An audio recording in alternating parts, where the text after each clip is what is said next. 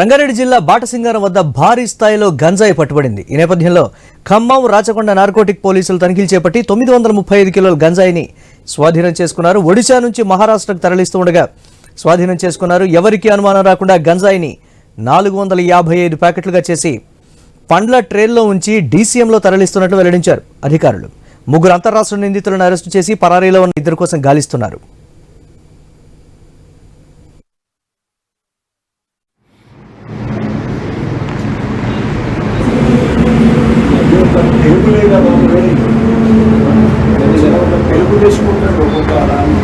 చెప్పాలి కదా మొత్తం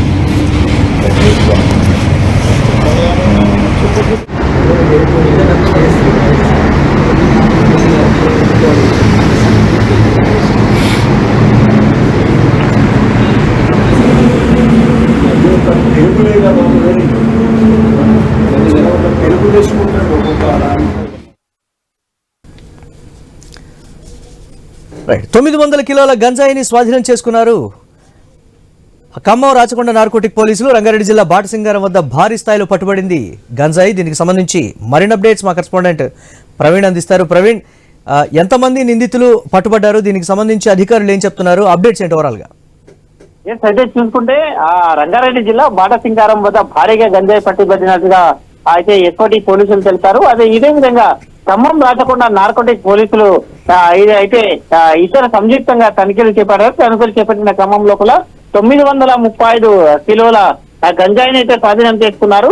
ఇది ఒడిశా నుంచి మహారాష్ట్రకు తరలిస్తున్నట్టుగా కూడా తెలుసుకున్నటువంటి ఈ యొక్క అయితే ఈగల్ టీం ఈ దాన్ని పసిగట్టింది. ఈగల్ టీం పసిగట్టి మొత్తం టోల్గా దీనికి సంబంధించిన ముగ్గురిని అరెస్ట్ చేసింది. ఈ యొక్క 935 కిలోల గంజాయి విలువ మొత్తం టోల్గా 5 కోట్లుగా ఉంటుందంటూ కూడా పోలీసులు అయితే చెప్తున్నారు. అయితే ఒడిశా నుండి మహారాష్ట్రకు తరలిస్తుండగా ఖమ్మం రాచకొండ నార్కోటిక్ పోలీసులు జాయింట్ ఆపరేషన్ చేసి ఈ యొక్క మొత్తం టోల్గా గంజాయిని అయితే మొత్తం టోల్గా పట్టుకోవడం జరిగింది. అయితే ఎవరికి అనుమానం రాకుండా వీళ్ళు గంజాయిని 455 ప్యాకెట్లుగా చేసి మొత్తం టోల్గా పండ్ల ట్రే ఏదైతే ఉంటుందో ఆ పండ్ల ట్రేలలో పెట్టేసి ఎవరికి అనుమానం రాకుండా తరలిస్తున్న క్రమంలో పక్క సమాచారంతో ఈ యొక్క డీసీఎం లో తరలిస్తున్నారనే పక్క సమాచారంలో పోలీసులు దాడులు నిర్వహించారు. మొత్తం తొలుగా 935 కిలోల గంజాయి, 5 కోట్ల విలువగా గంజాయి. అయితే ఇది ఎవరు తరలిస్తున్నారు, ఎక్కడి నుంచి తరలిస్తున్నారు, దీని వెనకాల ఎవరున్నారు, పాత్రదారులు సూత్రధారులు ఎవరు అనే కోణం లోపల పోలీసులు దర్యాప్తు చేస్తున్నారు. ప్రధాన సూత్రధారులు ఎవరు,